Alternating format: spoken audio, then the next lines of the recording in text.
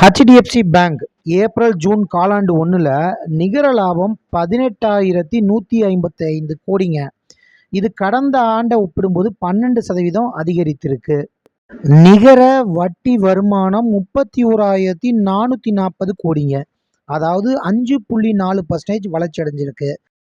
மற்ற வருமானம் ட்ரெஷரி மற்றும் ஃபீ இன்கம் இதில் 21,700 கோடி இவங்க சம்பாரிச்சிருக்காங்க.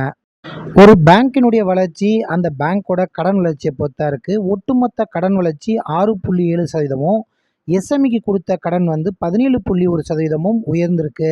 இது ரொம்பவுமே குறிப்பிடத்தக்க வளர்ச்சிங்க. மேலும் கெட்ட கடன்கள், அதாவது நான் பர்ஃபார்மிங் அசட், இப்போ 100 ரூபா கொடுத்துருக்காங்கன்னா 1 ரூபா 40 பைசா வரா கடனாக இருக்கு. நம்ம தெரிஞ்சுக்க வேண்டிய இறுதியான நியூஸ் என்னன்னா, இந்த பங்குச்சந்தை வரலாற்றில் முதல் முறையாக 1க்கு 1 போனஸ் ஹெச்டிஎஃப்சி பேங்க் அனௌன்ஸ் பண்ணியிருக்காங்க. இது மிகவும் வரவேற்கத்தக்க ஒரு செய்தி.